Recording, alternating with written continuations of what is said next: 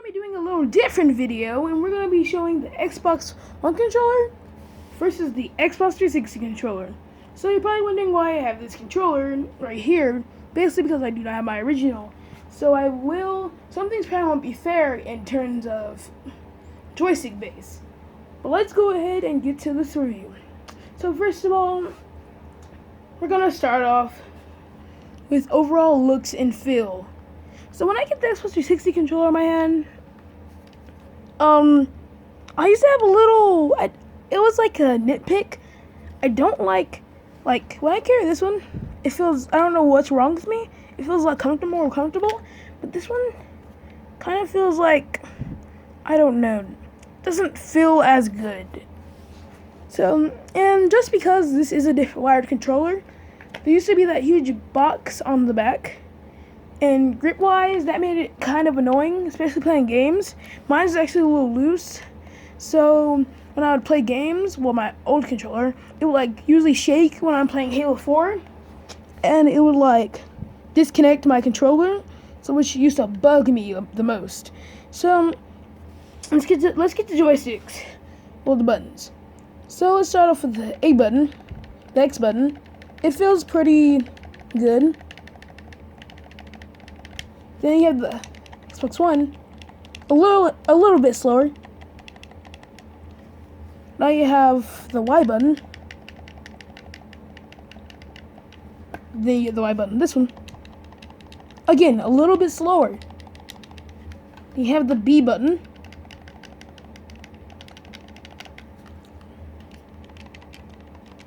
A little slower again. You got the A button. You got the A button on the Xbox One. That feels a little bit faster. So now to the triggers, and I like to call the Xbox One 360s the bumpers.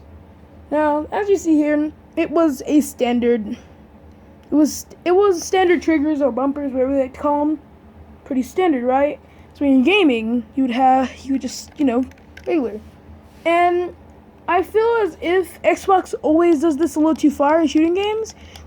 Sure, it's no problem, but to know the little nitpick I have, and it's just that it feels a little too far when having to blast, slowing my time a little bit, but it's pretty good. The bumpers are pretty beautiful.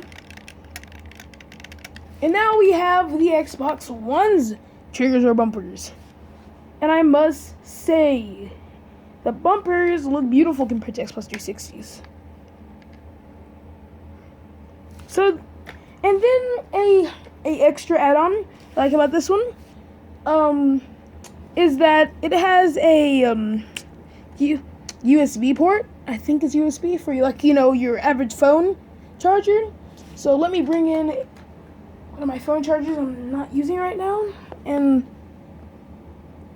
you can just plug that up in there.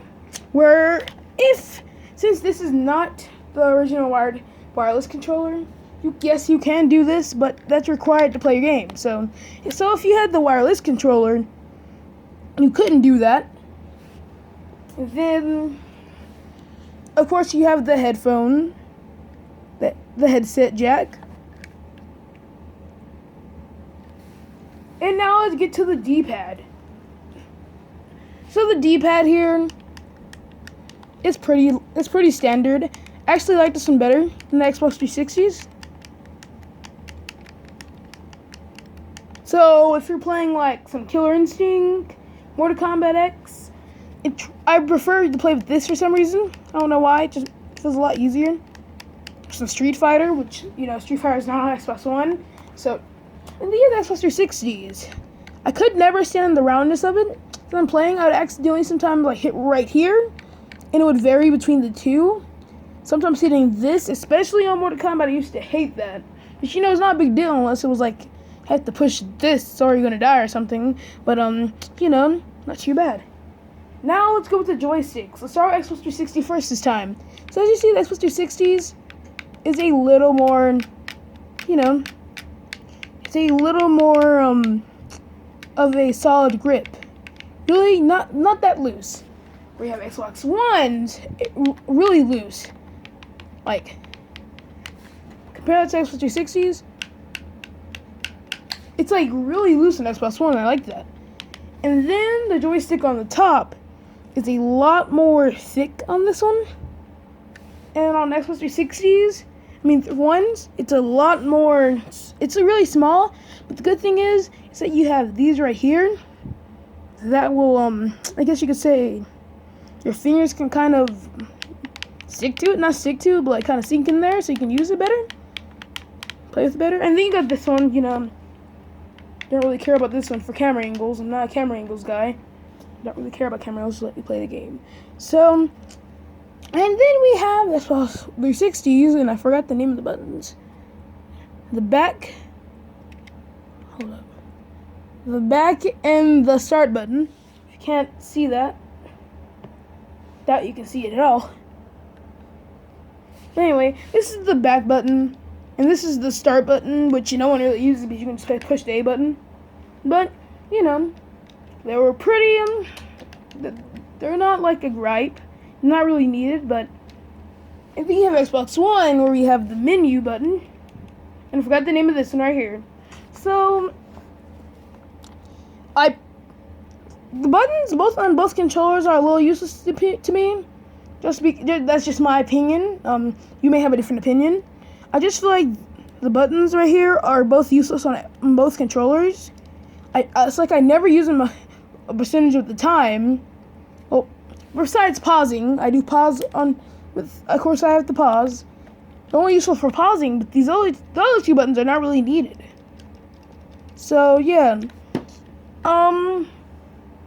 So in terms of controller-wise, Xbox 360 I like a little better. And you probably was hearing during most of your video, you were kind of throwing gripes at it.